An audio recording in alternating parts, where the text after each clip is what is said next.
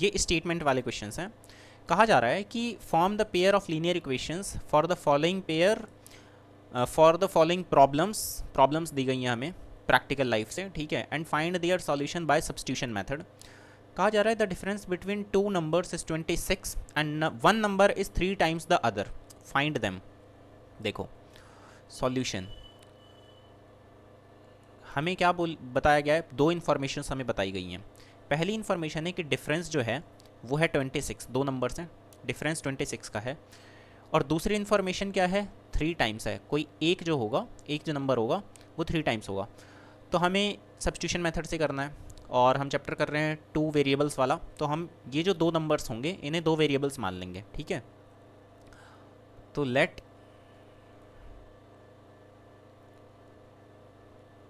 One number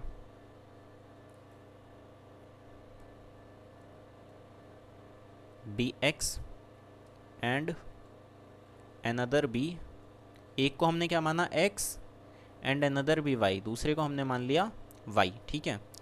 here यहाँ पर क्या बोला गया हमसे, हमसे बोला गया है कि डिफरेंस जो है वो 26 का है। तो अगर मैं मान के चलता हूँ कि x बड़ा है तो x minus y is equal to 26 होगा, ठीक है। x minus y is equal to, अगर मैंने 26 लिख दिया तो इसका क्या मतलब है कि मैंने मान लिया है कि जो x है, x वो y से बड़ा है, ठीक है। एंड दूसरा क्या है, 3 टाइम्स है, मतलब कि x इज इक्वल टू क्या है, 3 टाइम्स ऑफ छोटे वाला कौन, y, x is equal to 3y। तो हमें पहले ही एक वेरिएबल का जो वैल्यू है वो दूसरे वेरिएबल के टर्म्स में दिया हुआ है, क्या है वो 3y, ठीक है। इसे अगर हम फर्स्ट इक्वेशन मान ले तो हम x is equal to 3y directly first equation में पुट कर सकते हैं। तो पुटिंग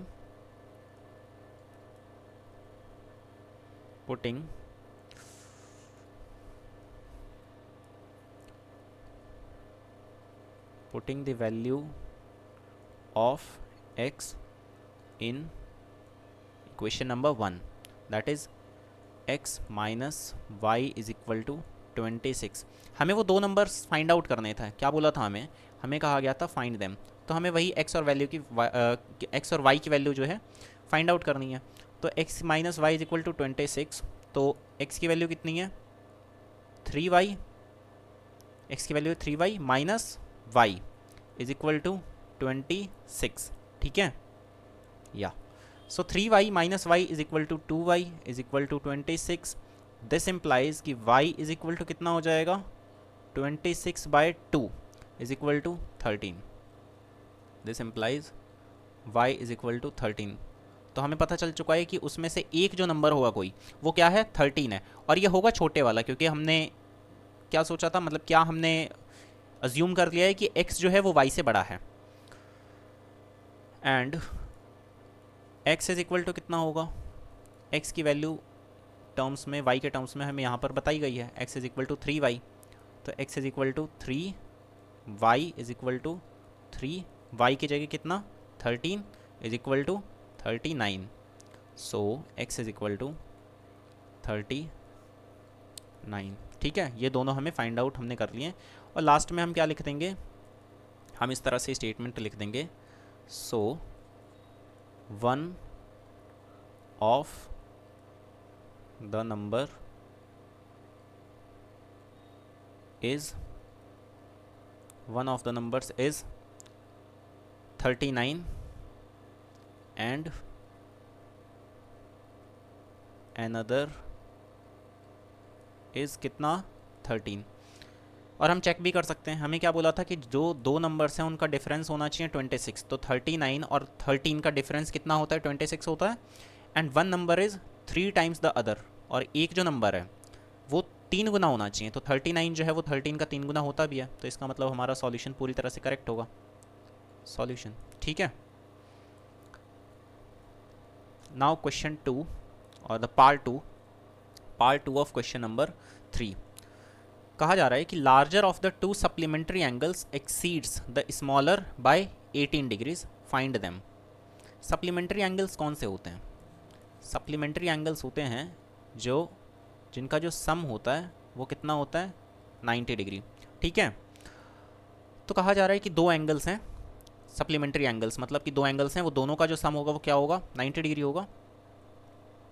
और वो जो एंगल्स हैं उसमें से एक एंगल जो है larger, the larger of the two supplementary angles, जो लार्जर वाला है वो स्मॉलर वाले से 18 डिग्रीज एक्सीड करता है, मतलब कि ज़्यादा है, ठीक है। तो हम यहाँ पर भी सॉल्यूशन करेंगे। हेयर सपोज करेंगे हम क्या, कि एक एंगल x है और एक y है, ठीक है। सपोज वन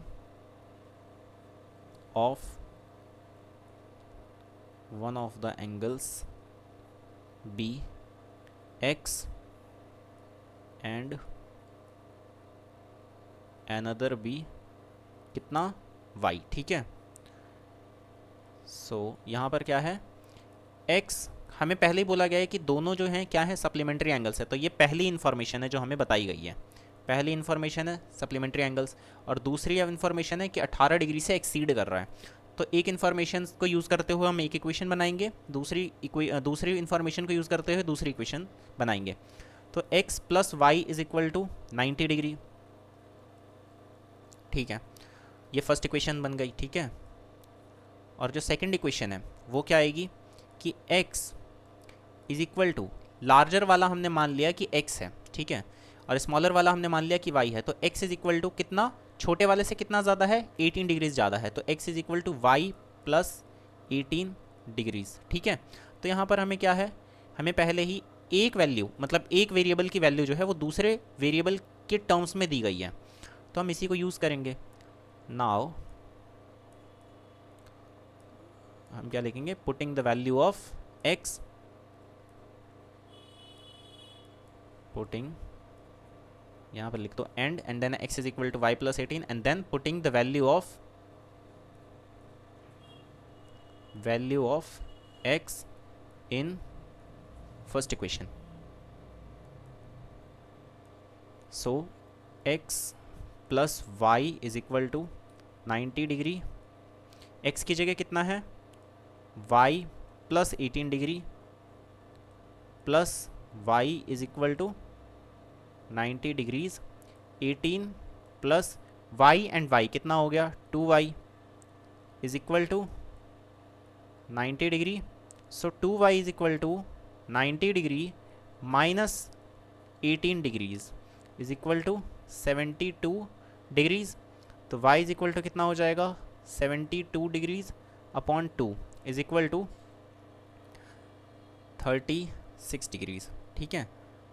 तो y is equal to 36 degree, मतलब कि हमें एक एंगल तो मिल गया है। सोच के देखो दूसरा एंगल क्या होगा, हम कैलकुलेट करेंगे लेकिन सोचते हैं एक बार। सप्लीमेंट्री एंगल्स हैं तो दूसरा एंगल क्या होगा, 90 माइनस 36 दैट इज़ 54, ठीक है। तो हम फाइंड आउट कर सकते हैं। And x is equal to y plus 18 degrees is equal to y कितना है, 36 degree plus 18 degrees is equal to 54 degree, ठीक है। तो x is equal to 54 degrees. This implies नहीं, फाइनली हम स्टेटमेंट से सॉल्यूशन बता देते हैं। सो टू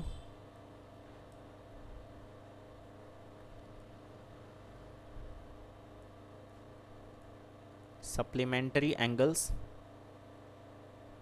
आर कितना, दो सप्लीमेंट्री एंगल्स कौन कौन से हैं, 36 डिग्री एंड 54 डिग्रीज। और हम चेक भी कर सकते हैं ये दोनों सप्लीमेंट्री एंगल्स हैं फॉर श्योर, क्योंकि 36 और 54 का सम कितना होता है, 90 डिग्री।